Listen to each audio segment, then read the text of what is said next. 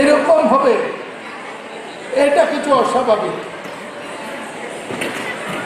কুমিল্লা সাংস্কৃতিক দিক দিয়ে অনেক অগ্রগামী, শিক্ষা দীক্ষার পথিকৃৎ, সমবায়ের পথিকৃৎ।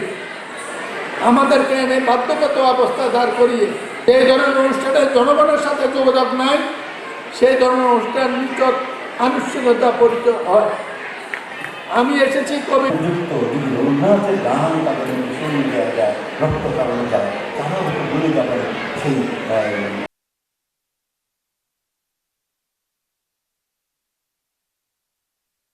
আজকের যে আলোচনা সভা, সেখানে আমরা যে প্রতিপাদ্য বিষয়টি পেয়েছি সেটি নিয়ে আমাদের আলোচনা হয়েছে। আমি ধন্যবাদ জানাচ্ছি আমাদের নজরুলের মতো লোকেরা, তারা কিন্তু নিজের জন্য জন্ম নেয়, মানুষকে প্রাসঙ্গিক হয়ে উঠছে বলে আমি মনে করছি। স্বাস্থ্যখাতে শান্তি ও মানবতার গুরুত্ব অপরিসীম। একজন মনে করবার জন্য রবীন্দ্রনাথের কোনো দায়বদ্ধতা নেই।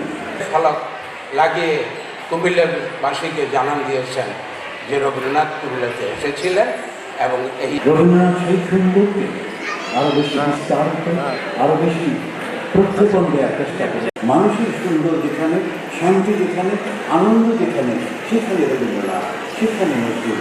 রবীন্দ্রনাথকে মনে করতে হবে। এখানে বেশিরভাগই তরুণ প্রজন্ম, নতুন প্রজন্ম, তাদের নানান বর্ণনা নজরুল দিয়েছেন। রবীন্দ্রনাথের মধ্যে, এই কবিতার মধ্যে গানের মধ্যে আরও ব্যাপক অবস্থান, কারোর জন্য নয়। রবীন্দ্রনাথকে উপেক্ষা করা, রবীন্দ্রনাথের বিপক্ষে যাওয়া আমার